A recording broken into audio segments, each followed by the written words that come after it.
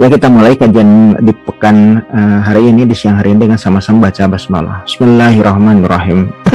Daulah-daulah Islam Turko-Mongol sejak Seljuk, Ilhanat hingga Ottoman begitu ya. Berkenaan dengan keberadaan dari orang-orang yang kemudian dikenal sebagai Turko-Mongol begitu ya. Sebagaimana yang sudah kita bahas berulang kali begitu ya dalam pembahasan di pertemuan sebelumnya, bahwa kita mengetahui bahwasanya keberadaan dari orang-orang etnik atau ras ataupun kelompok manusia yang disebut sebagai Turko-Mongol tadi memiliki tabiat dan karakteristik yang berbeda dengan keumuman umat manusia yang lain. Mereka memiliki tabiat yang keras, kasar, bahkan kemudian suka merusak dan membinasakan. Bahkan ketika mereka sudah menjadi sosok petarung ataupun sosok ksatria, ya mereka adalah orang-orang yang terampil ya berperang di lapangan, berperang di medan laga begitu. Makanya kemudian dalam konteks ini kemudian kita akan paham ya ada wasiat dari Rasulullah SAW kepada kita kaum muslim berkenaan dengan karakteristik bangsa Turko-Mongol tadi ya. Dua wasiat tadi sudah sering dibahas ya, sudah sering dijelaskan bahwa wasiat yang pertama adalah kita diminta oleh baginda Nabi jangan menjadi pihak pertama yang mengawali perseteruan dengan orang-orang Turko-Mongol, ataupun ya jangan mengawali ya permusuhan dengan orang-orang Turki-Mongol tadi ya. Kemudian wasiat yang kedua bahwasanya di antara orang-orang Turki tadi, di antara orang-orang Turko-Mongol tadi akan terpolarisasi pada tiga kelompok ya manusia atau tiga kelompok di antara orang-orang Turko-Mongol tadi. Ada kelompok yang menolak atau membiarkan, mengabaikan dakwah Islam, ada kelompok yang kemudian memerangi dakwah Islam, dan juga ada kelompok yang menerima dakwah Islam hingga kemudian Allah muliakan kelompok mereka menjadi para penjaga pelindung Islam. Bahkan kemudian di antara mereka yang menjadi kelompok yang ketiga tadi Allah muliakan menjadi ya para pemimpin di antara kaum muslim, yang kemudian kita akan membahas di pertemuan di siang hari ini. Ini berkenaan dengan wasiat baginda Nabi tadi tentang orang-orang Turki Mongol atau Turko-Mongol tadi begitu ya. Dan ini kalau kita perhatikan lebih lanjut, persentuhan awal antara umat Islam, antara Islam dengan orang-orang Turko-Mongol itu diawali dengan amaliyah dakwah dan juga jihad. Yang pertama itu dengan pengawalan ya politik diplomasi pemerintahan Islam, yaitu amal dakwah Kusyam bin Abbas bin Abdul Muthalib. Dan kita tahu bahwa Kusyam bin Abbas bin Abdul Muthalib yang merupakan sepupu baginda Nabi itu kemudian syahid ya ketika berdakwah di wilayah orang-orang Turko-Mongol, khususnya yang ada di wilayah kota Tasken yang ada di Uzbekistan, atau di wilayah yang kemudian dikenal sebagai wilayah Samarkand atau Turkestan begitu. Berikutnya ketika mengetahui bahwa sepupu baginda Nabi itu ditebas lehernya oleh orang-orang Mongol, maka kemudian pada periode berikutnya di era ya kepemimpinan ya para khulafaur rasyidin, dan terutama pada masa kepemimpinan Muawiyah bin Abi Sufyan di era Bani Umayyah di kota Damaskus, maka beliau mengutus anak dari sepupunya yang kemudian dikenal sebagai Sa'id bin Utsman bin Affan untuk meluaskan wilayah Daulah Umayyah hingga ke wilayah Turkestan Barat ataupun Turkestan Timur begitu, meliputi wilayah Uiguristan yang ada di Turkestan Timur hingga sampai ke wilayah Uzbekistan yang ada di wilayah Turkestan Barat gitu. Berikutnya ya, ini ketika kita mengetahui bahwa orang-orang Turko-Mongol itu kemudian pada akhirnya menerima keimanan, menerima dakwah Islam, maka kemudian ya muncul ya generasi di antara mereka yang kemudian Allah muliakan menjadi para pelindung dan juga penjaga Islam terpercaya, harisan aminan lil Islam. Bahkan kemudian mereka mendapatkan amanah kepemimpinan sebagai ya para kesatria di antara kaum muslim, di antaranya pada tahun 1020 hingga tahun 1299, kurang lebih 279 tahun ya, atau kalau dikalkulasikan secara hitungan hijriah itu kurang lebih 280 tahunan ya, mereka kemudian menjadi para kesatria muslim, bahkan kemudian mendapat amanah kepemimpinan di antara kaum muslim, yaitu apa? Dengan kemunculan ya di Great Seljuk ataupun Kesultanan Seljuk Raya begitu ya. Mereka ya kalau kita berbicara berkenaan dengan asal mulanya, mereka itu berasal dari August Turk ya orang-orang yang kemudian ya orang-orang Turki yang ada di wilayah Kirgistan, ya orang-orang Turki yang ada di wilayah Uzbekistan dan juga Kazakhstan di wilayah Asia Tengah, Asia Utara. Dan kemudian mereka juga ya menghimpunkan diri di tempat yang kemudian dikenal sebagai wilayah Bukhara hari ini, dan itu adalah tempat di mana ya wilayah Uzbekistan bagian utara agak ke barat begitu ya. Dan pada waktu itu kemudian orang-orang Oghuz Turk yang kemudian mendirikan The Great Seljuk ataupun ya imperium atau kesultanan Seljuk Raya begitu ya, mereka diposisikan sebagai para gilman dari kepemimpinan Khilafah Bani Abbasiyah ataupun pasukan tempur yang terpercaya yang direkrut ya sebagai apa, direkrut sebagai ini pasukan yang kemudian menjadi pasukan andalan bagi kepentingan Khilafah Bani Abbasiyah karena keterampilan mereka di dalam peperangan. Mereka adalah para kesatria yang berasal dari etnik Turki atau Oghuz Turk begitu ya. Nah, Great Seljuk Raya tadi ataupun Kesultanan Seljuk Raya tadi itu pada awalnya itu dibangun oleh sosok yang kemudian dikenal sebagai ya Seljuk bin Dukak. Ya, Seljuk bin Dukak inilah yang kemudian ya namanya ditabalkan atau disematkan kepada ya kesultanan yang kemudian dibangun olehnya pada tahun sekira 1020-an. Jadi Seljuk bin Dukak inilah yang kemudian ya dia itu ya diposisikan sebagai kesatria atau penjaga ya kesultanan kekhalifan Bani Abbasiyah yang ada di kota Baghdad ya. Seljuk bin Dukak itu pada awalnya itu berkuasa di wilayah ini apa namanya tuh Bukhara ya di wilayah Uzbekistan ya, dan kemudian kepemimpinan berikutnya diteruskan oleh anak keturunannya kemudian dikenal sebagai Tughril-Beg begitu ya. Dan di antara orang-orang Seljuk Rum ya Seljuk Raya yang paling bersinar ya apa namanya itu kepemimpinannya adalah sosok yang kemudian dikenal sebagai Turgut Alp Arslan yang pada ya tahun 1300-an itu ya 1030-an begitu ya, dia kemudian mampu untuk ya memenangkan perang dalam perang Manzikar, bahkan kemudian sampai mengalahkan Romawi Bizantium ya dalam perang Manzikar tadi ya, itu bahkan menawan sosok penguasa dari Romawi Bizantium di kota Konstantinopel yang kemudian dikenal sebagai ya Romanes Diogenes begitu. Dan dari sinilah kemudian kita mengetahui ya perlakuan dari Turgut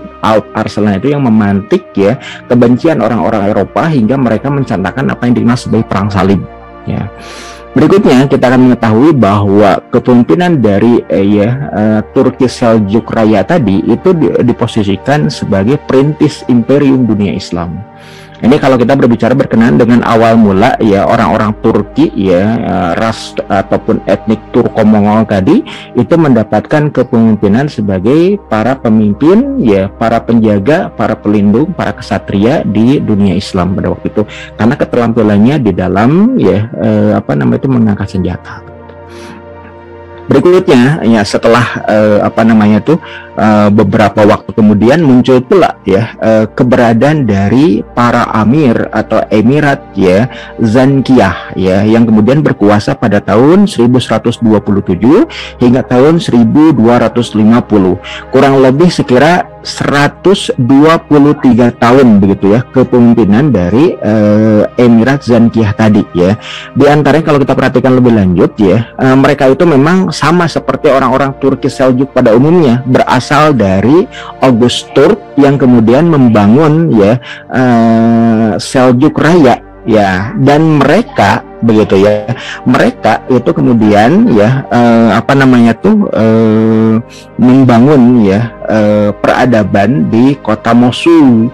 Mosul itu yang ada di wilayah utara Irak ya, yang kemudian juga ya itu juga tempat di mana orang-orang Arab, kemudian juga orang-orang Kurdi ya, kemudian juga orang-orang Turki. Nah, pada masa kepemimpinan ya Imaroh Zankiyah tadi ya, mereka itulah yang kemudian membangun kota Mosul, dan mereka diposisikan sebagai atabeg ya, ataupun sebagai bupati, ataupun seperti layaknya para camat, ataupun seperti layaknya para pemimpin ya, pemimpin kota atau wali kota ya. Bagi apa? Bagi kepentingan dari Sultan Mahmud As-Saljuki. Jadi Sultan Mahmud As-Saljuki salah seorang pemimpin dari ya The Great Seljuk ataupun Seljuk Raya ya. Itu kemudian kita mengetahui bahwa dialah yang kemudian ya mengangkat ya sosok-sosok para pemimpin ataupun para penjaga dari Aulus Turk ya, dari keemiran Zankiyah itu untuk berkuasa di wilayah kota Mosul begitu. Dan kita mengetahui dari Sultan Mahmud As-Saljuki tadi, dia mengangkat sosok yang kemudian dikenal sebagai Akson Koroglu, yang kemudian bertanggung jawab untuk ya keemiran ya yang ada di wilayah Mosul tadi begitu ya. Dan dari situ kemudian kita mengetahui bahwa pada tahun 1127 ya, sosok yang kemudian dikenal sebagai ya pemimpin awal dan juga pemimpin terkemuka di antara ya para emir Zankiyah itu adalah Imaduddin Zanki. Imaduddin Zanki ini yang kemudian ya diangkat sebagai ya pemimpin dari keemiran Zankiyah yang berkhidmat kepada kepemimpinan ya orang-orang ya Turki Seljuk atau The Great Seljuk Sultanate ataupun ya Turki Seljuk Raya begitu. Imaduddin Zanki ini berkuasa kurang lebih ya 19 tahun. Setelah Imaduddin Zanki itu wafat, maka kepemimpinan diteruskan oleh sosok yang kemudian dikenal sebagai Nuruddin Mahmud Zanki ya, sebagai pewaris tahta kuasa dari Imaroh Zankiyah. Bahkan kemudian melalui kepemimpinan Nuruddin Mahmud Zanki tadi ya, maka upaya untuk pembebasan wilayah Yerusalem dari pasukan salib itu sudah dimulai begitu. Bahkan sosok yang dikenal sebagai Nuruddin Mahmud Zanki tadi, penguasa kedua Zankiyah, Imaroh Zankiyah tadi, itu yang kemudian ya mengangkat sosok yang kita kenal sebagai ya Najmuddin Mahmud Ayub ya, ayahanda dari Salahuddin Yusuf Ayub atau Sultan Saladin, yang pada generasi berikutnya setelah Zankiyah Sultanat atau Kesultanan Zankiyah itu pamornya mulai meredup, maka kedudukannya digantikan oleh Kesultanan Ayubiyah oleh Najmuddin Mahmud Ayub, kemudian diteruskan oleh Sultan Salahuddin Yusuf Ayub atau Sultan Saladin, yang kita mengetahui dari kepemimpinan Sultan Salahuddin Al-Ayyubi dari Daulah Ayyubiyah, orang-orang Kurdi yang meneruskan kepemimpinan orang-orang Turki Zankiyah yang berkhidmat kepada orang-orang Turki Seljuk, itu berhasil ya mengusir ya orang-orang pasukan salib dari Yerusalem dan mengembalikan Masjidil Aqsa ke pangkuan kaum muslim. Dan kepemimpinan Imaroh Zankiyah ini berakhir pada masa kekuasaan dari Sultan Malik Al-Zahir pada tahun 1250 setelah dia berkuasa kurang lebih 9 tahun. Dan dia, Malik Al-Zahir itu ya kekuasaannya itu kemudian dijatuhkan oleh kekuasaan berikutnya yang kemudian kita kenal sebagai orang-orang ya Kesultanan ya ini apa nama itu Ayyubiyah begitu ya. Kekuasaan Ayyubiyah itu yang kemudian di sini kalau kita berbicara berkenaan dengan faktanya, ini kemudian juga akhirnya diambil alih pula oleh kekuasaan orang-orang Mamluk begitu ya. Ini kalau kita berbicara berkenaan dengan data faktual terkait dengan kepemimpinan ya Imaroh Zankiyah yang kemudian diteruskan oleh Kesultanan Ayyubiyah dan berikutnya diteruskan oleh Kesultanan Mamlukiyah begitu ya. Berikutnya ya kita akan coba telaah lebih lanjut ya kepemimpinan yang menjadi ancaman luar biasa bagi kesultanan-kesultanan Islam yang ada di Asia Tengah, Asia Utara sampai Asia Barat, Timur Tengah sampai pantai utara Afrika, bahkan menjadi ancaman serius bagi Kesultanan Utsmani dan Kesultanan Seljuk Rum yang ada di wilayah Anatolia Rumelia, yaitu apa kemunculan ya sepupu jauh mereka yang kemudian dikenal sebagai orang-orang Mongol Mongol. Maka semenjak tahun 1206 hingga tahun 1368 ya, muncul Imperium Mongol Raya begitu. Imperium Mongol Raya ini yang kemudian ya mereka berasal dari stepa Eurasia ya, dari padang rumput Eropa Asia yang membentang dari Hungaria di Eropa Timur hingga Mongolia yang ada di Asia Timur. Mereka itu kalau kemudian melacak kepada ya etniknya, kepada rasnya, itu berasal dari orang-orang Skitian, anak keturunan dari Yafid bin Nuh alaihissalam, yang kemudian dalam proses berikutnya di wilayah Indo-Asia begitu, yang kemudian dibatasi ya dengan adanya pegunungan Ural yang membelah wilayah Eurasia ke wilayah Mongolia. Mereka kemudian dikenal juga sebagai orang-orang Abiskitiae ataupun Skitia Indo-Asia atau Skitia Asiatik. Nah, dari situlah kemudian muncul satu kelompok ataupun satu suku yang kemudian dikenal sebagai suku Borjigin. Nah, suku Borjigin ini yang kemudian dikenal sebagai salah satu di antara suku bangsa Tartar Mongol yang dipimpin oleh sosok yang kemudian dikenal sebagai Yasugei-Khan, ayahanda dari Temujin.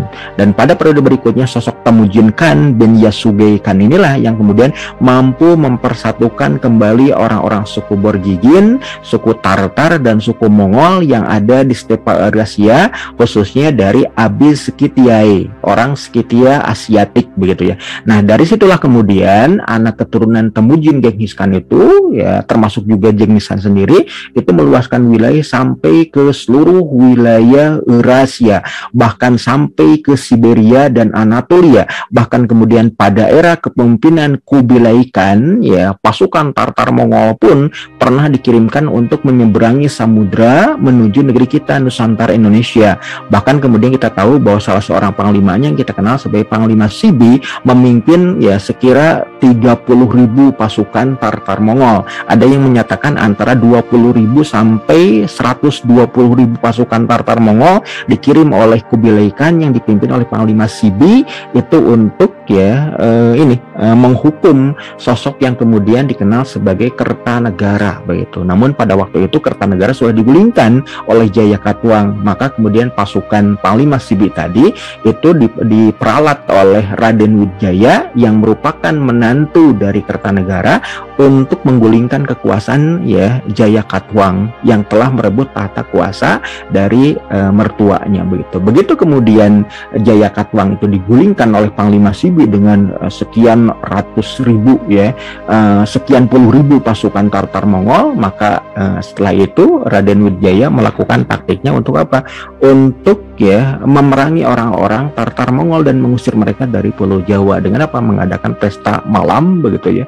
Dan ketika mereka sudah mabuk-mabukan, maka kemudian orang-orang Tartar Mongol itu diperangi, dihabisi oleh pasukan Jawa yang dipimpin oleh Raden Wijaya. Tak lama setelah itu kemudian kita mengetahui bahwa Raden Wijaya mendirikan padukuhan yang ada di wilayah Mojokerto begitu ya, atau yang kemudian membangun yang kita kenal sebagai kuasa keraton ya yang ada di wilayah Trowulan ya, itu yang kemudian kita kenal sebagai awal mula kemunculan Mojopahit begitu. Nah, ini bicara berkenaan dengan keberadaan Mongol Empire itu atau Imperium Mongol itu dibangun oleh Temujin Genghis Khan bin Yasugei-Khan, dan di antara ya para penguasa Mongol Empire yang paling terkemuka ya, di antara cucu-cucunya ada yang kemudian dikenal sebagai Kubilai Khan tadi begitu. Nah, kekuasaan dari Imperium ya Mongol tadi begitu ya, ini berkuasa semenjak tahun 1206 hingga tahun 1368, kurang lebih 162 tahun era kekuasaan orang-orang Mongol Empire tadi atau Imperium Mongol tadi. Nah, kita lihat ya bagaimana kemunculan di antara orang-orang Mongol tadi ya yang kemudian menjadi ya mukminin yang taat begitu. Di antaranya semenjak kematian Temujin Genghis Khan, tahta Mongol Empire itu dibagi kepada 4 kuasa para pewaris tahtanya, yaitu ya Great Mongol ya, kemudian Chagatai Ilkhanate, kemudian Golden Horde begitu ya. Dan di antara cucunya ada sosok yang kemudian dikenal sebagai Hulagu Khan yang mewarisi kuasa Ilkhanate, yang pada tahun 1258 begitu ya, menghancurkan khilafah Bani Abbasiyah yang ada di kota Baghdad, bahkan kemudian membunuh Khalifah Al-Mustasim Billah dan juga keluarganya, termasuk juga Perdana Menteri Bani Abbasiyah yaitu Ibnu Al-Qami yang mengkhianati kepercayaan dari Khalifah begitu ya. Itu pun kemudian dieksekusi oleh ya oleh Khaligukan bin Tolikan bin Temujin Genghis Khan tadi. Dan sejak tahun 1258 tadi ya, Khaligukan bin Tolikan bin Temujin Genghis Khan bersama dengan kuasa Ilhanat itu terus meneror umat Islam di seluruh wilayah Asia Barat ya, dari wilayah Persia, wilayah Irak sampai ke wilayah Jazirah Arabia, bahkan juga sampai berupaya untuk merebut wilayah Syam dari kuasa orang-orang Mamluk, bahkan berupaya juga untuk menghancurkan Kairo pada waktu itu. Namun kemudian ya kita mengetahui bahwa serangan orang-orang Ilhanat yang dipimpin oleh Panglima Kit Bukanoyan yang diperintahkan oleh Khaligukan itu mengalami kegagalan karena dihadang oleh kuasa dari ya pemimpin yang ada di wilayah Syam dan yang ada di wilayah Mesir, yaitu sosok yang kemudian dikenal sebagai para penguasa Mamluk Burji dan Bahri yang kita kenal sebagai Malik Muzaffar Saifuddin Qutuz, dan juga sosok yang kemudian dikenal sebagai Jenderal ya Baibars begitu ya. Nah, selain itu kemudian dari wilayah utara begitu ya, keberadaan dari ya orang-orang Mongol Golden Horde begitu ya di utara Kaukasia itu muncul sosok yang kemudian dikenal sebagai ya Baroka Khan. Orang Mongolnya menyebutnya sebagai Berke Khan ya, dari kalangan orang-orang Mongol Golden Horde yang justru kemudian memproklamirkan diri sebagai seorang muslim, bahkan kemudian ya berkenan untuk menjadi para penjaga dan pelindung umat muslim yang dizalimi oleh saudara-saudara sepupunya dari orang-orang Mongol ya. Jadi beliau itu kemudian memposisikan diri sebagai pelindung umat dan pembela Islam begitu. Ya, dalam konteks ini kemudian kita mengetahui bahwa Berke Khan itu menjalin aliansi politik, diplomasi dan militer itu dengan ya orang-orang Turki Seljuk dan juga orang-orang ya Turki Mamluk untuk apa? Melawan ya Mongol Ilhanat pada waktu itu. Maka terjadilah perang ya antara ya sesama bangsa Turko-Mongol ya, baik itu ya Turki Seljuk dan Turki Mamluk beserta Mongol Golden Horde melawan Mongol Ilhanat dan juga ya Mongol Chagatai, termasuk juga Mongol ini Raya yang ada di wilayah Tiongkok begitu, pasca mereka mengalahkan ya orang-orang dinasti Ming ya, dan juga orang-orang yang ada di wilayah perbatasan yang ada di wilayah Gurun Gobi pada waktu itu. Berikutnya ternyata di internal Ilhanat pun lahir sosok yang kemudian dikenal sebagai Ahmad Takudar Khan ya, atau juga yang kita kenal sebagai Teigude Khan bin Abaqo Khan bin Khalegu Khan bin Toli Khan bin Temujin Genghis Khan bin Yasugei Khan begitu. Ini yang kemudian ya di internal Ilhanat pun ternyata ada muncul sosok Teigude Khan atau Takudar Khan ya, cucu dari Khalegu Khan ya, kemudian juga ya cicit jauh dari Temujin Genghis Khan yang kemudian telah memposisikan diri sebagai seorang muslim yang taat. Berikutnya juga ada sosok yang kemudian berikutnya adalah sosok yang disebut sebagai Mahmud Ghazna, kemudian juga Muhammad Ghazan Khan dan lain sebagainya. Maka Ilhanat pun yang sebelumnya diposisikan sebagai kuasa Mongol yang menghancurkan kekhalifahan Islam Bani Abbas, pada periode berikutnya justru kemudian menjadi para pejuang Islam, menjadi para pelindung umat, bahkan kemudian menjadi para pemimpin muslim dari kepemimpinan Ilhanat muslim yang ada di wilayah Irak dan wilayah Persia pada waktu itu ya. Berikutnya ya, selain orang-orang Mongol yang memeluk Islam, kita juga akan mengetahui bahwa keberadaan dari orang-orang Turki lainnya pun yang kemudian menjadi para penjaga Islam, para pelindung umat, itu muncul Kesultanan Mamlukiyah begitu ya. Yang kita perhatikan lebih lanjut, mereka itu muncul semenjak tahun 1250 dan kemudian berakhir kekuasaannya pada tahun 1517. Ya, kurang lebih sekira ya ini 267 tahun kekuasaan mereka, yaitu kekuasaan orang-orang Mamlukiyah begitu, yang berpusat di wilayah Mesir yang ada di wilayah Kairo begitu ya. Mereka pada awalnya itu berasal dari Turkmenistan ya. Turkmenistan itu adalah tempat di mana orang-orang Oghuz Turk dulu di masa klasik itu bermukim. Termasuk juga wilayah Turkmenistan itu adalah tempat di mana nenek moyang bangsa Turki Anatolia atau Turki Utsmani, Turki Seljuk itu juga berawal deh. Nah, mereka yang berasal dari Turkmenistan di wilayah Asia Tengah ke utara tadi itu kemudian bergerak berpindah untuk mencari tempat yang lebih aman dari perseteruannya dengan orang-orang Mongol.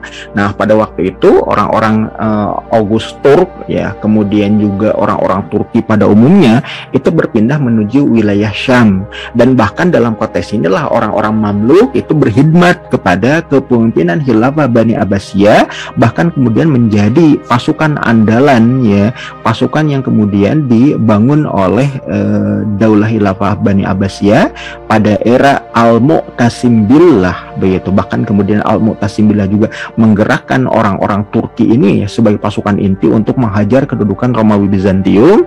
Bahkan kemudian ketika dalam perang Amuriyah begitu ya, ketika Al-Mu'tasim Billah itu mendengar kabar ada seorang wanita mukminah yang dilecehkan oleh perwira Romawi begitu. Nah, berikutnya juga ketika pamor Bani Abbasiyah itu mulai melemah begitu ya, maka kemudian mereka pun orang-orang Mamluk tadi yang maknanya adalah para pihak yang dimiliki, para pihak yang dikuasai, karena mereka adalah kaum budak yang kemudian dibebaskan oleh para majikan dan kemudian dibentuk menjadi pasukan ataupun menjadi tentara andalan di medan perang. Nah, mereka pun kemudian juga direkrut menjadi pasukan inti dari Daulah atau Kesultanan Ayyubiyah semenjak ya Najmuddin Mahmud Ayyub ataupun semenjak Sultan Salahuddin Yusuf Ayyub, Sultan Salahuddin Al-Ayyubi atau Sultan Saladin begitu. Nah, Mamluk itu pada awalnya memang mereka menjadi pasukan inti dari kuasa Khilafah Bani Abbasiyah ataupun kuasa Kesultanan Ayyubiyah begitu. Hingga akhirnya pada tahun 1250-an begitu ya, sosok yang kemudian dikenal sebagai ya panglima perang dari Ayyubiyah yang namanya Izzuddin Aibak, yang dia itu adalah sosok orang-orang Turki Mamluk juga, itu kemudian menikahi ya janda dari Malik Al-Wahir, Malik Al-Soleh, salah seorang pemimpin dari Daulah atau Kesultanan Ayyubiyah yang pada waktu itu ya istrinya itu sudah menjanda sekian lama, yang kemudian dikenal sebagai Malika Syajarutud Dur. Maka panglima perang dari Ayyubiyah yang berasal dari Mamluki tadi yaitu Izzuddin Aibak menikahi ya Malika Syajarutud Dur, dan dari situ kemudian ya Izzuddin Aibak ya semenjak tahun 1250 itu menjadi ya penguasa dari Kesultanan Mamlukiyah ya. Berikutnya kita juga akan mengetahui ya bahwasanya ya sepeninggal dari Izzuddin Aibak diteruskan oleh para pemimpin Daulah Mamlukiyah berikutnya hingga muncul ya pemimpin yang ketiga dan keempat yang kita kenal sebagai Saifuddin Qutuz begitu ya, Malik Muzaffar Saifuddin Qutuz dan Malik Ruknuddin Baibars begitu ya. Dan dua pihak ini adalah orang-orang yang kemudian mewarisi kekuasaan orang-orang Mamluk. Saifuddin Qutuz itu dari Mamluk Bahri, sedangkan Ruknuddin Baibars yang merupakan jenderal militernya itu dari Mamluk ya Burji begitu. Nah, ini kalau kita berbicara berkenaan dengan keberadaan dari Kesultanan Mamlukiyah tadi ya, dari Izzuddin Aibak kemudian diteruskan oleh Malik Muzaffar Saifuddin Qutuz, kemudian diteruskan oleh Malik Ruknuddin Baibars begitu. Dan kita mengetahui bahwa sesungguhnya kekuasaan dari orang-orang dari Kesultanan Mamlukiyah tadi akan diposisikan dengan mendapatkan kehormatan dan kemuliaan dalam catatan sejarah Islam itu sebagai pelindung dan penjaga khilafah Islam. Kita tahu bahwa pada tahun 1258 ya, kekhalifan Islam Bani Abbasiyah yang ada di kota Baghdad itu diporak-porandakan oleh serangan pasukan Tartar Mongol yang dipimpin oleh Hulaigukan bin Tulikan bin Temujin Genghis Khan. Maka kita mengetahui bahwa Khalifah Al-Mustasim Billah beserta keluarganya itu dibantai habis. Namun ternyata ada di antara keluarga Bani Abbas yang kemudian melarikan diri untuk melindungkan diri kepada para penguasa muslim yang kuat, yaitu keluarga yang kemudian dikenal sebagai keluarga Al-Mustansir Billah. Maka 2 tahun kemudian pada tahun 1260 keluarga Al-Mustansir Billah itu tiba di kota Kairo dan kemudian langsung dilindungi dan dijaga ya, mendapatkan suaka politik, suaka militer dari penguasa Kesultanan Mamlukiyah yang berkuasa saat itu, yang kemudian dikenal sebagai Malik Ruknuddin Baibars, sepeninggal dari Malik Muzaffar Saifuddin Qutuz. Maka semenjak tahun 1260 tadi ya, Kesultanan Mamlukiyah yang berpusat di kota Kairo, Mesir, diposisikan sebagai para pelindung dan penjaga khilafah Islam. Kenapa? Khalifah kaum muslim yaitu ya Khalifah Al-Mustansir Billah itu dilindungi oleh ya jenderal ataupun Malik ya Ruknuddin Baibars, yang kemudian kita tahu bahwa pada era sebelumnya pada tahun 1260 yang sama antara Malik Muzaffar Saifuddin Qutuz dan juga Jenderal Ruknuddin Baibars itu berhasil mengalahkan pasukan Tartar Mongol dalam perang Ain Jalut ketika 40.000 pasukan Tartar Mongol yang dipimpin oleh Panglima Kitbuka Noyan itu dibikin porak-poranda oleh serangan dari Malik Muzaffar Saifuddin Qutuz dan juga Jenderal Ruknuddin Baibars dari Kesultanan Mamlukiyah. Berikutnya juga kita mengetahui ya, selain dari kekuasaan orang-orang Turki Mamluk yang berpusat di kota Kairo, ya muncul pula ya kuasa dari orang-orang Turko-Mongol lainnya, yaitu ya Emirat Timuriyah ya. Imarah Timuriyah ini berkuasa sekira tahun 1370 hingga tahun 1507 ya. Kurang lebih 137 tahun mereka berkuasa. Dan di antara para pemimpinnya yang kemudian terkemuka adalah sosok yang kemudian dikenal sebagai Amir Timur Leng. Kemudian juga cucunya yang kemudian dikenal sebagai Amir Shahrukh dan juga cicitnya yaitu Mirza Muhammad Tughril Oghuzbek begitu. Nah, ini kalau kita perhatikan lebih lanjut ya, sosok yang diposisikan sebagai pendiri dari ya Imarah Timuriyah atau Timurid Emirat tadi ya, yang kemudian dikenal sebagai Amir Timur Leng, itu berasal dari Chagatai Khanate. Chagatai Khanate itu adalah ya kuasa ya Tartar Mongol yang dipusakai oleh Chagatai Khan bin Temujin Genghis Khan. Jadi Chagatai Khan itu adalah putra pertama dari ya Temujin Genghis Khan yang diwarisi kuasa yang kemudian dikenal sebagai kuasa Khan Chagatai begitu. Nah, mereka ini adalah rumpun bangsa Turko-Mongol ya, orang Mongol yang sudah bercampur baur dengan orang-orang Turki pada umumnya yang ada di Asia Tengah, Asia Utara. Nah, dari situ kemudian orang-orang yang diposisikan sebagai Chagatai Khan itu membentuk ya para emir wilayah ataupun para pemimpin wilayah yang kemudian disebut sebagai Barlas ya. Barlas itu seperti layaknya para bupati ya, seperti layaknya para adipati yang berkuasa di wilayah kuasa dari Chagatai Khanate begitu ya. Nah, dari situ kemudian kita mengetahui ya, salah satu di antara Barlas yang ada di Turko-Mongol Chagatai Khanate tadi itu yang kita kenal sebagai ya leluhur dari Amir Timur Leng. Nah, Amir Timur Leng itu sendiri yang mendirikan ya Imarah Timuriyah, keemiran ya Timurid ya begitu.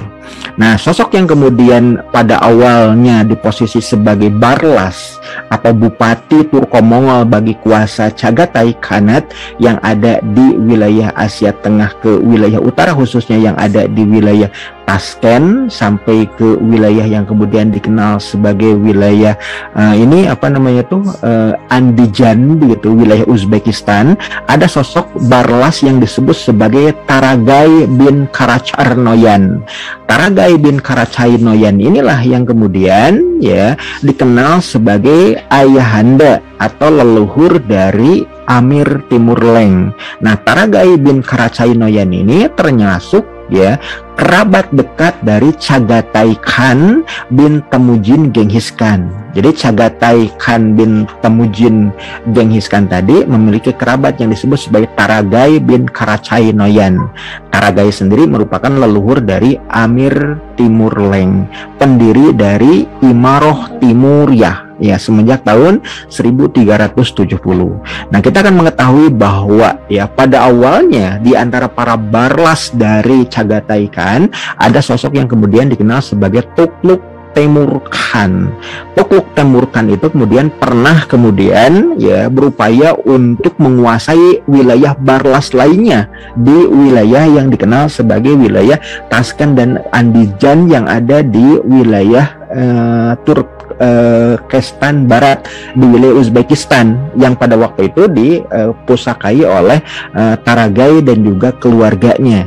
Maka dari situ kemudian kita mengetahui ya bahwa ayat Tukluk Temurkhan itu menguasai wilayah ya Barlas yang ada di wilayah utara tadi, hingga akhirnya kemudian ya di antara ya para penguasanya itu ya ada sosok panglima yang terkemuka, ya sosok kesatria yang hebat yang dilihat oleh Tukluk Temurkhan tadi, yaitu sosok yang disebut sebagai ya Timurleng begitu, hingga akhirnya Timurleng kemudian diposisikan oleh Tukluk Temurkhan itu sebagai pemimpin yang ada di wilayah Tashkent begitu, di wilayah Uzbekistan. Namun hanya setahun saja kekuasaannya itu pada tahun 1368 1369. Karena apa? Karena ternyata Tukluk Temurkhan itu kemudian membatalkan ya pengangkatan kuasa dari Timurleng untuk menjadi Barlas yang ada di wilayah Tashkent. Dia justru kemudian menempatkan putranya yang kemudian dikenal sebagai Emir Husain. Maka terjadilah pergolakan ya penentangan dari Timurleng untuk menentang Tukluk Temurkhan, sekaligus juga ya menggulingkan kuasa dari Emir Husain.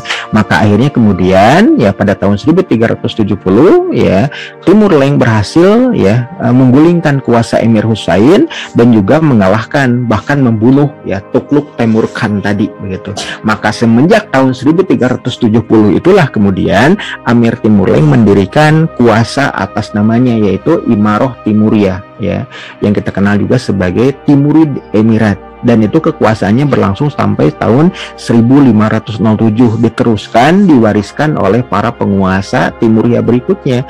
Dan kita mengetahui ya di antara penguasa Imaroh Timuriyah yang terkemuka itu adalah cucu dari Amir Timurleng, yaitu ya sosok yang dikenal sebagai Shah Rukh Khan begitu ya, dan juga cicitnya yang kemudian dikenal sebagai ulama wal umaroh terkemuka, bahkan kemudian dikenal juga sebagai ahli astronom terkemuka di dunia ya. Karya-karyanya, kitab-kitab karya Mirza Muhammad Tughril Ulugh Beg bahkan tetap dijadikan sebagai rujukan utama ilmu astronomi di wilayah Eropa dan dunia sampai awal abad ke-20 ya. Karena apa? Karena memang hasil penelitian kajian dari Mirza Muhammad Tughril Ulugh Beg tadi dipercaya sebagai rujukan utama atau maroji berkenaan dengan ilmu astronomi dunia ya. Dan kekuasaan dari Imaroh Timuriyah itu berakhir pada tahun 1507 ketika apa? Ketika kekuasaan mereka digulingkan oleh para penguasa baru yaitu dinasti Syahbani ya, ataupun Syahbanu Emirat dari kuasa orang-orang Persia ya, yang kemudian mendirikan kuasanya yang ada di Registan Square dengan keberadaan dari Madrasah Telakori, suatu istana yang kemudian terbuat dari emas yang luar biasa indahnya begitu. Berikutnya ya, setelah kuasa keemiran ya, ataupun Imaroh Timuriyah itu menurun, maka di antara anak keturunannya ya semenjak tahun 1507 jatuhnya Imaroh Timuriyah yang ada di wilayah Uzbekistan, di Turkestan Barat khususnya yang ada di kota Tashkent, maka di antara cucu dan cicitnya mereka kemudian ada yang mencari yang meluaskan wilayah ya, sekaligus juga untuk menancapkan kuasa berikutnya orang-orang anak keturunan Imaroh Timuriyah tadi ke wilayah yang ada di wilayah Uttar Pradesh Hindustan, dari mulai sungai Indus ataupun Sind sampai ke wilayah Al-Hind. Wilayah Sind itu di wilayah Pakistan dan Hind itu yang ada di wilayah Hindustan atau India. Maka mereka akhirnya kemudian memasuki wilayah India di wilayah Uttar Pradesh dan membangun kekuasaan yang ada di wilayah Agra begitu. Mereka inilah anak keturunan dari Imaroh Timuriyah, anak keturunan dari ya Amir Timurleng yang mendirikan kekuasaan orang-orang Mongol Islam yang ada di Hindustan. Mereka menyebutnya sebagai Mogholistan. Kita mengenal sebagai Mughal Sultanat atau Kesultanan Mughal yang ada di India. Mereka ya menanamkan kuasanya itu semenjak tahun 1526 dan kekuasaannya diakhiri oleh Imperium Inggris pada tahun 1857 Miladia. Kekuasaannya kurang lebih 331 tahun kekuasaan Daulah Moghalistan yang ada di wilayah dari semenjak Afghanistan, Pakistan, Kashmir, Hindustan sampai ke wilayah yang kemudian dikenal sebagai Bangladesh dan juga Burma hari ini. Wilayah Arakan, wilayah yang kemudian dihuni oleh orang-orang Rohingya, itu pun dulu ada di bawah naungan pemerintahan Kesultanan Mogholistan atau Kesultanan Moghol begitu ya. Nah, kekuasaannya yang bertahan sekurang lebih 331 tahun tadi diakhiri oleh AIC atau East Indian Company atau perusahaan niaga ya India Barat yang kemudian dipimpin oleh kolonialisme dan imperialisme kaum penjajah ya Inggris Raya pada waktu itu. Nah, kita mengetahui bahwasanya mereka itu adalah merupakan bagian dari kuasa yang sebelumnya disebut sebagai Ilhanat ya Turkomongol, kemudian anak keturunannya yang kemudian berasal dari Chagatai ya Chagatai Khan, kemudian juga ya kita mengetahui bahwa Chagatai Khanat itu dari pihak ayah, kalau Ilhanat itu dari pihak ibu. Maka dari situ kemudian muncul Imaroh Timuriyah. Dari Imaroh Timuriyah ini seperti diwarikan di awal tadi, itu di antara keturunan mereka ada yang kemudian ya mendirikan kuasa ya kesultanan yang ada di wilayah Agra, Uttar Pradesh, India Utara yang kita kenal sebagai Mughal atau Mogholistan begitu. Nah, kita akan mengetahui ya dari Ilhanat dan juga Chagatai Khanat tadi, itu sosok yang kemudian dikenal sebagai Temujin Genghis Khan dan juga Chagatai Khan ya. Chagatai Khan itu putra dari Temujin Genghis Khan. Nah, dari itulah anak keturunan yang kemudian yang mendirikan kuasa Timuriyah itulah Amir Timur Leng tadi yang sudah diuraikan, dan kekuasaan Timuriyah itu ya berakhir pada era kekuasaan Kesultanan Timuriyah yang terakhir, yaitu Sultan Bediüzzaman atau Amir Bediüzzaman yang kemudian kuasanya berakhir pada tahun 1507 digulingkan oleh dinasti Shahbanu atau yang mendirikan kuasa dari Shahbani yang ada di wilayah Registan yang ada di wilayah Uzbekistan hari ini.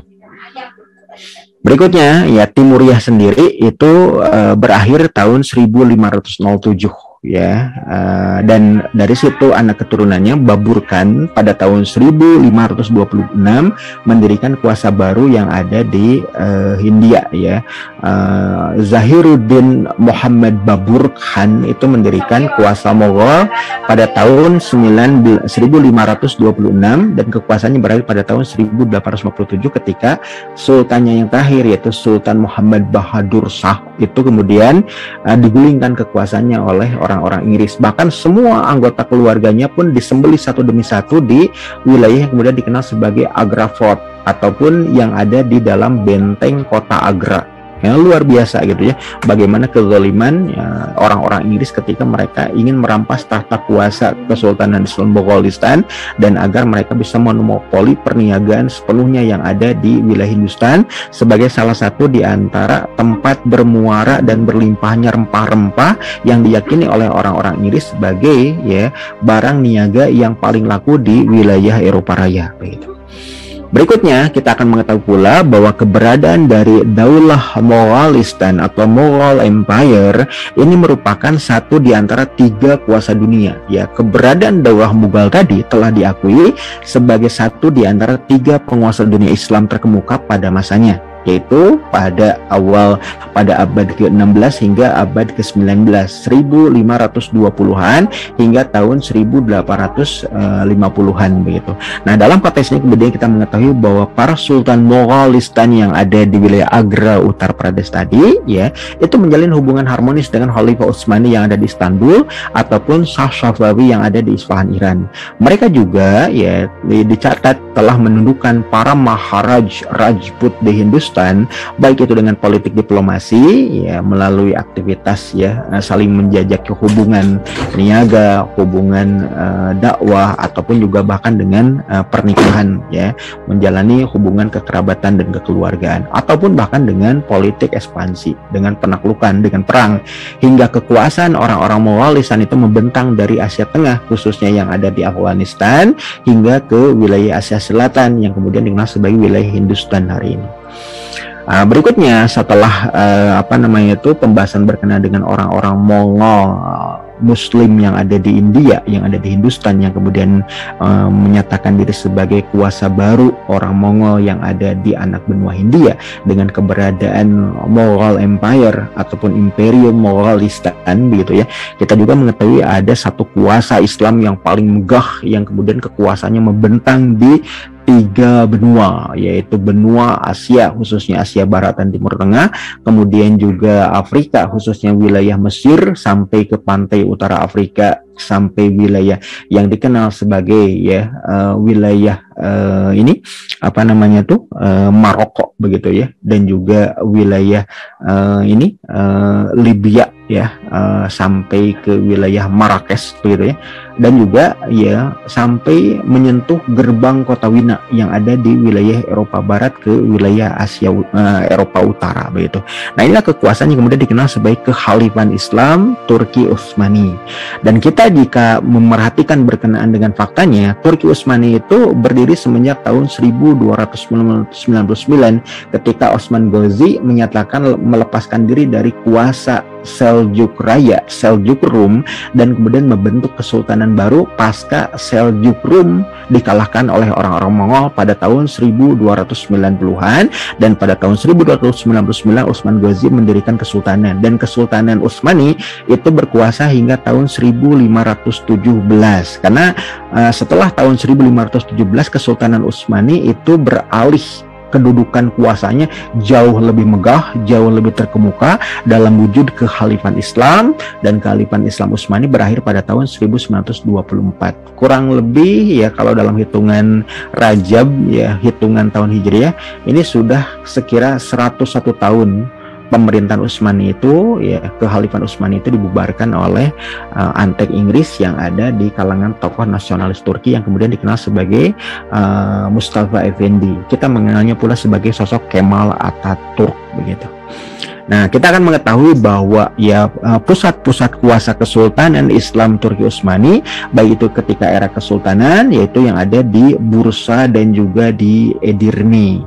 Namun ketika sudah mewujud dalam bentuk Kesultanan Kekhalifahan, maka kemudian pusat kuasanya itu ada di wilayah Istanbul, karena semenjak tahun 1453 pada tanggal 29 Mei pada hari Selasa pagi, kota Konstantinopel telah dialihfungsikan menjadi pusat kuasa Islam yang kemudian dikenal juga sebagai Islambul atau Istanbul, yang juga menjadi pusat kekuasaan Utsmani.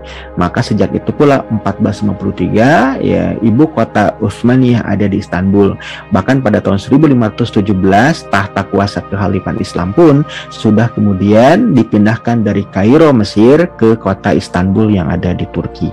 Dan juga kita mengetahui bahwa wilayah kuasa Kekhalifan Utsmaniyah itu dari pantai utara Afrika, kemudian juga Eropa Timur sampai ke wilayah Asia Tenggara. Negeri kita juga menjadi bagian tak terpisahkan, terintegrasi dengan keberadaan Kekhalifan Islam yang satu untuk seluruh dunia Islam, yaitu Kekhalifan Islam Bani Utsmaniyah begitu.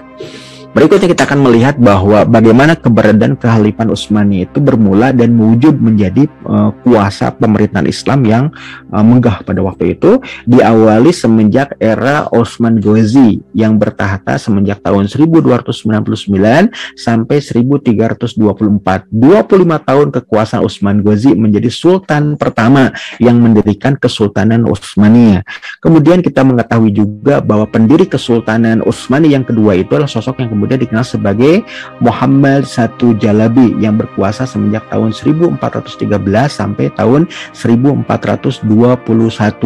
Kurang lebih 18 tahun kekuasaan dari Muhammad I Jalabi. Setelah apa? Setelah tahun 1402 ya, bahwa Kesultanan Utsmani itu diporak-porandakan oleh orang-orang Mongol ya, yaitu oleh Amir Timurleng dari Imarah Timuriyah dari Samarkand. Ketika Bayazid Yildirim, begitu, ayahanda dari Muhammad I Jalabi, itu kemudian dikalahkan oleh Amir Timurleng. Bahkan Bayazid Yildirim pun kemudian dikerangkeng oleh Amir Timurleng dan kemana-mana dibawa untuk menunjukkan bahwa Amir Timurleng dari Timuriyah, orang Mongol, mengalahkan Bayazid Yildirim dari Turki Utsmani dalam perang Angora tahun 1402. Maka penyelamat Utsmani berikutnya adalah putra bungsu dari Bayazid Yildirim yang kita kenal sebagai Muhammad I Jalabi atau Mehmed Han Çelebi, begitu. Berikutnya kita juga akan mengetahui bahwa di antara para penguasa Utsmani yang terkemuka selain Utsman Ghozi dan Mehmed Çelebi, ada juga yang kemudian dikenal sebagai Muhammad Al-Fatih atau Fatih Sultan Mehmed Han yang kedua, yang berkuasa kurang lebih 30 tahun, 1451 hingga tahun 1481.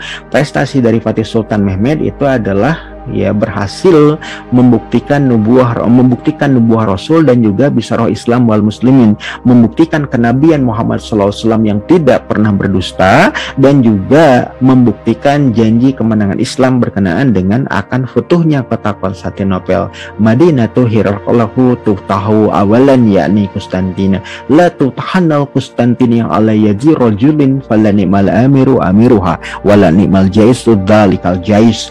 Maka pada tahun 1453 di hari Selasa pagi tanggal 29 Mei, kota Konstantinopel berhasil dikuasai oleh kaum muslim. Setelah sekian abad, 800 tahunan kaum muslim menanti kemenangan itu tiba, maka melalui kepemimpinan Fatih Sultan Mehmed, kota Konstantinopel berhasil dibebaskan dan kemudian dijadikan sebagai Islambul, kuasa Islam, tahta kota Islam, begitu. Lidah orang Turki menyebut Islambul menjadi Istanbul, begitu. Berikutnya pada tahun 1517 Sultan Utsmani yang ke-9, yang kemudian dikenal pula sebagai cucu dari Fatih Sultan Mehmed, Muhammad Al-Fatih, adalah sosok yang dikenal sebagai Sultan Salim Al-Awwal, atau juga orang Turki menyebutnya sebagai Yavuz Sultan Selim, yang kemudian berkuasa kurang lebih 8 tahun saja, semenjak tahun 1512 sampai 1520. Dan ketika dia berkuasa 5 tahun sebagai sosok sultan pada tahun 1517, maka dia meluaskan wilayah sampai ke wilayah Timur Tengah, sampai ke kuasa pemerintahan Khilafah Bani Abbasiyah yang dilindungi oleh Kesultanan Mamlukiyah yang ada di Mesir. Maka pada waktu itu Khalifah Al-Mutawakkil Allah dan juga sosok penguasa Mamlukiyah, yaitu Malik Turman Bai, begitu ya, itu kemudian dikalahkan oleh Yavuz Sultan Selim. Maka pada semenjak tahun 1517 Yavuz Sultan Selim menjadi penguasa dunia Islam secara keseluruhan. Kenapa? Khalifah Al-Mutawakkil Allah yang ketiga dari Bani Abbas yang dilindungi oleh Amir Timurleng Bey dari Mamlukiyah menyerahkan tahta kuasa kedudukan khalifah kepada Sultan Utsmani. Maka semenjak tahun 1517 kekhalifahan Islam berpindah dari Abbasiyah yang dilindungi oleh Mamlukiyah kemudian diserahkan kepada Utsmaniyah semenjak tahun 1517.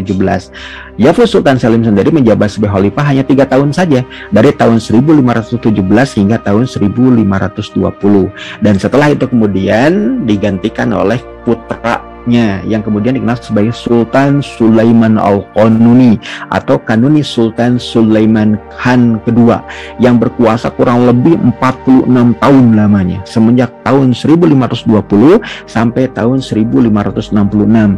Sultan ke-10 Utsmaniyah sekaligus juga khalifah kedua Utsmaniyah. Itulah Sultan Sulaiman Al-Qanuni yang kekuasaannya kemudian sampai membentang ke negeri kita, dan ini dibuktikan oleh kepemimpinan dari putranya, yaitu Sultan Selim kedua bin Sultan Sulaiman Al-Qanuni bin Yavuz Sultan Selim, yang pada tahun 1566 mengirimkan pasukan berkekuatan 300 pasukan untuk apa? Mendidik dan juga mengkader para kesatria yang ada di Nangro Aceh Darussalam, khususnya yang ada di Kesultanan Islam Aceh pada waktu itu, untuk menggempur kedudukan Portugis yang ada di Malaka. Bahkan di era sebelumnya, di masa era Khalifah Sultan Sulaiman Al-Qanuni pada tahun 1564 gitu ya, sudah ada sekira 300 pasukan Turki yang kemudian dilibatkan dalam perang melawan kuasa Belambangan yang ada di wilayah Jawa Timur. Bahkan kemudian juga kita mengetahui bahwa pada tahun 1570-an ya, sekira 20 orang Turki Utsmani pun terlibat dalam perang melawan Portugis yang ada di wilayah Halmahera Utara ketika Kesultanan Ternate mengusir orang-orang Portugis yang ada di wilayah Maluku Utara. Kemudian juga pada tahun 1579 begitu, di era kepemimpinan Sultan Selim II bin Sultan Sulaiman Al-Qanuni, ada juga pasukan ya Utsmani berkekuatan tubuh 20 orang yang kemudian menggerakkan meriam-meriam tempur ketika Kesultanan Banten yang dipimpin oleh Maulana Yusuf bin Syekh Syarif Hidayatullah Sunan Gunung Jati menggempur kedudukan Keraton Pakuan yang ada di wilayah Bogor, yang pada waktu itu anak keturunan dari Prabu Surawisesa yang kemudian dikenal sebagai Prabu Surya Kancana itu kemudian menolak amaliyah dakwah Islam yang disampaikan oleh Maulana Yusuf. Bahkan ketika Maulana Yusuf mengajak ya Prabu Surya Kancana untuk berkenan memeluk Islam, justru kemudian amaliyah dakwahnya diganggu dan kemudian diperangi.